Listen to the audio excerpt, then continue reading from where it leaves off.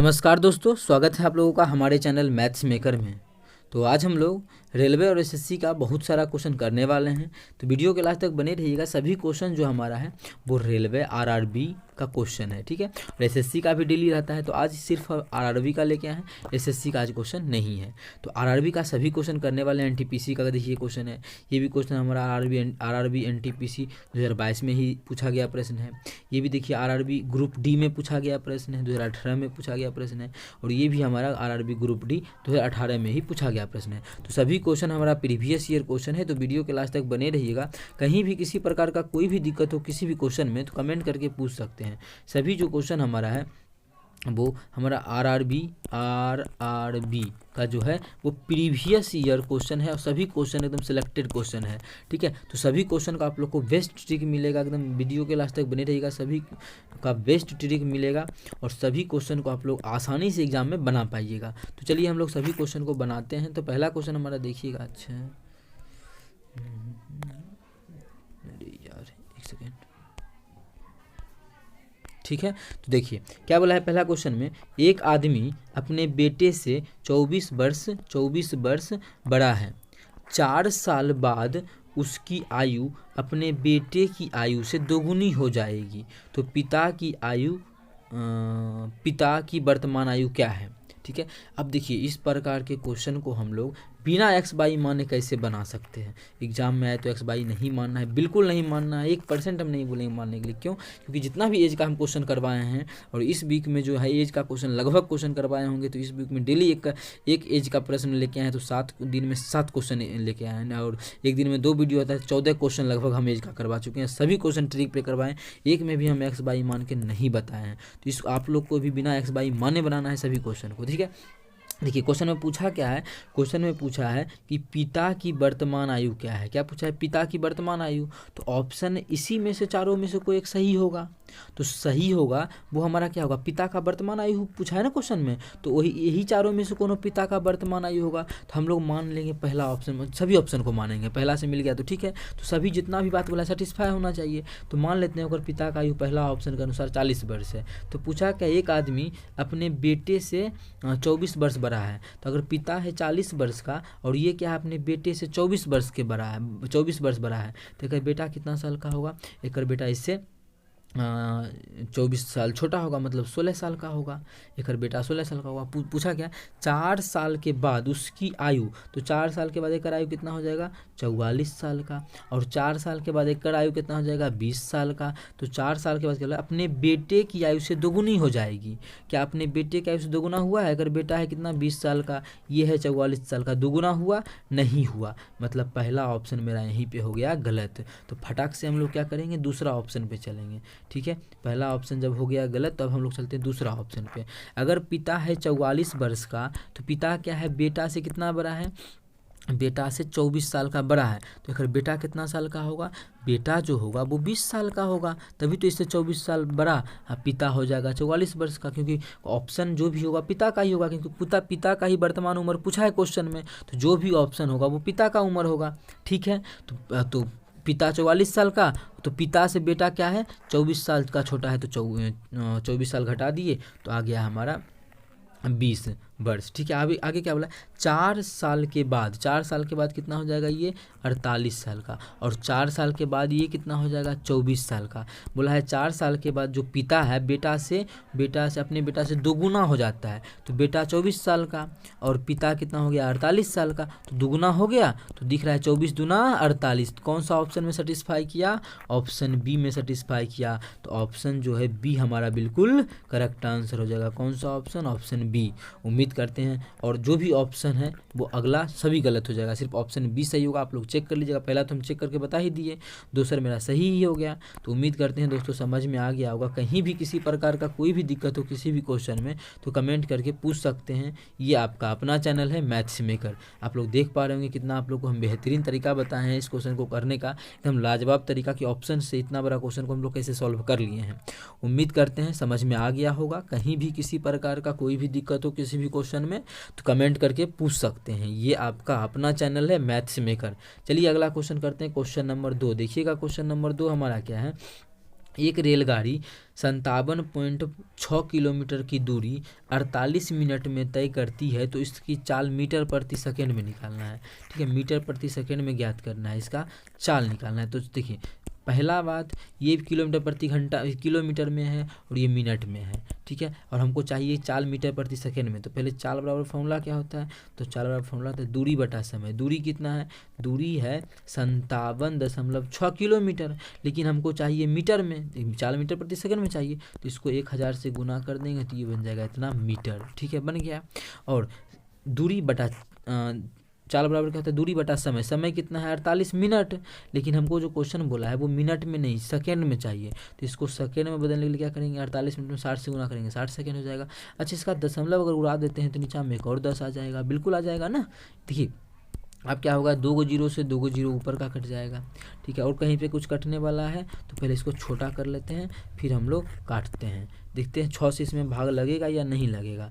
तो 7 5 12 6 18, बिल्कुल 6 से भाग लग जाएगा। 6 से 1 6 5 6, इसको 6 से काटेंगे तो कितना हो जाएगा, 6 9 54, 3 और 4 6 3 छता के 36। ठीक है, छता के 36, और कटेगा 48 से 2 9 96, 2 हो गया, और 2 और 10 को गुना करेंगे कितना जाएगा 20।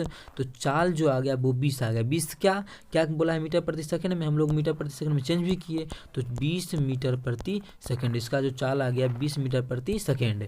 तो रेलगाड़ी का जो चाल आ गया वो 20 कौन से ऑप्शन में है, ऑप्शन डी में है, 20 मीटर प्रति सेकंड। तो ऑप्शन डी हमारा बिल्कुल करेक्ट आंसर हो जाएगा। कौन सा ऑप्शन, ऑप्शन डी। उम्मीद करते हैं दोस्तों समझ में आ गया होगा। कहीं भी किसी प्रकार का कोई भी दिक्कत हो किसी भी क्वेश्चन में तो कमेंट करके पूछ सकते हैं। अगर अच्छा लग रहा है, क्वेश्चन समझ में आता है, तो अपने सभी दोस्तों के साथ इस वीडियो को ज़्यादा से ज़्यादा शेयर करें। अगर आप लोग चैनल पर नए हैं तो हमारे चैनल मैथ्स मेकर को सब्सक्राइब कर लें। चलिए इसी अगला क्वेश्चन करते हैं, क्वेश्चन नंबर 3। देखिएगा हमारा क्वेश्चन नंबर 3 क्या है, किसी संख्या का 76% 95 है तो वह संख्या ज्ञात कीजिए।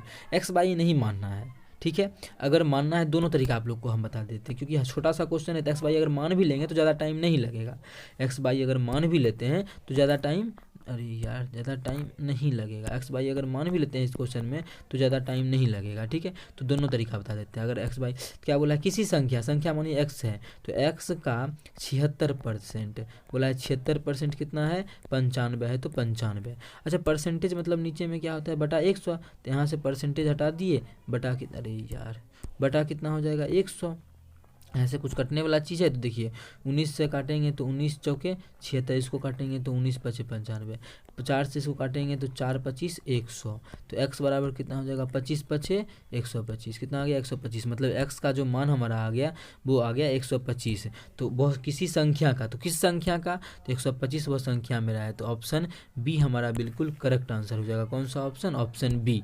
ऑप्शन बी हमारा बिल्कुल करेक्ट आंसर हो जाएगा। उम्मीद करते हैं दोस्तों समझ में आ गया होगा। इसी का आप देखिए सेकेंड मेथड अगर बताना चाहे तो कैसे बनेगा, क्या बोला है, किसी संख्या का 76%, तो 76% बोला है ना, तो 76% का फ्रैक्शन वैल्यू कितना होता है, या फिर बिना फ्रैक्शन वैल्यू भी बना सकते हैं। 76% 95 है ना, तो डायरेक्ट देखिए बिना फ्रैक्शन वैल्यू का अगर बनाते हैं, 76% का मान कितना बोला है कि 76% क्या है, 95 है।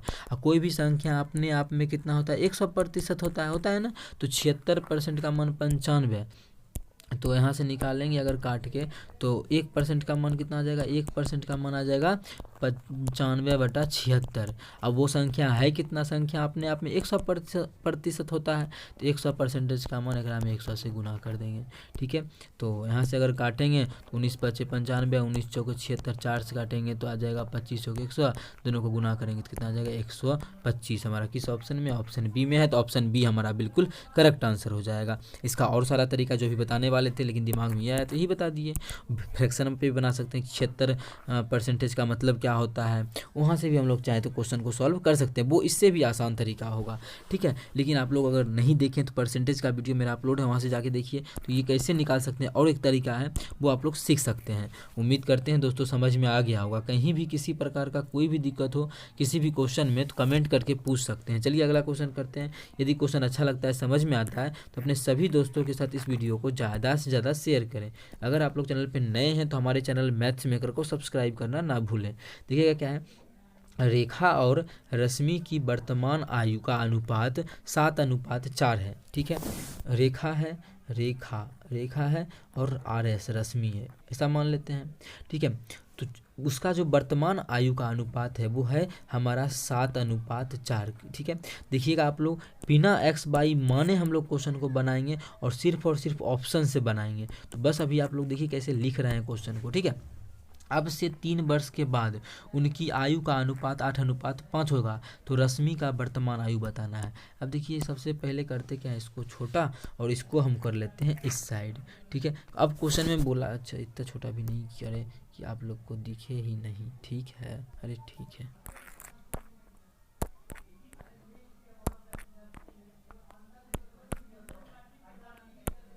ठीक है, क्या बोला है क्वेश्चन में, अब से 3 वर्ष के बाद, जब 3 वर्ष बाद करेंगे इसमें भी और 3 वर्ष बाद करेंगे इसमें भी, कितना 3 ईयर्स के बाद, इसमें भी 3 ईयर्स के बाद, तो एक जो आयु का अनुपात हो जाता है 3 साल के बाद, वो हो जाता है 8:5। कितना हो जाता है, 8:5।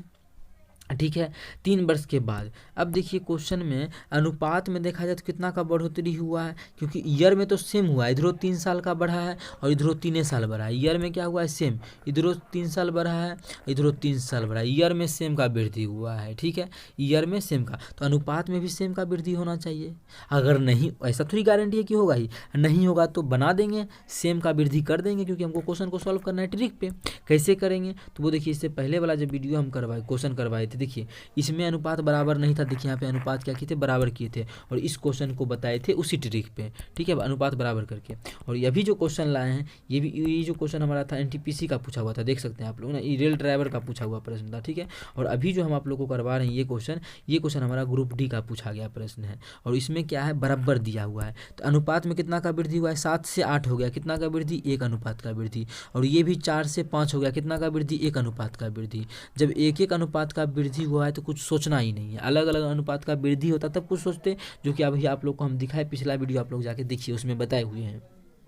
तो अनुपात में भी कितना का वृद्धि हुआ है, 1 का, अनुपात में भी 1 का वृद्धि हुआ है, और साल में भी कितना का वृद्धि हुआ है, 3 साल का, दोनों साइड, मतलब 1 अनुपात का मान कितना हो गया, 3 वर्ष। क्वेश्चन में पूछा क्या है, रश्मि का वर्तमान उम्र, तो रश्मि का वर्तमान उम्र है कितना अनुपात में, तो आप लोग देख पाए रश्मि का जो वर्तमान उम्र है 4 अनुपात में है, तो 1 अनुपात का मान 3, तो 4 अनुपात का मान क्या हो जाएगा, 4 तिया 12, एक में 3 से क्या कर देंगे, गुना, तो रश्मि का उम्र 12 साल। अगर पूछता कि रेखा का उम्र, तो 1 अनुपात का मान 3, तो 7 अनुपात का मान कितना हो जाएगा, 7 या 21।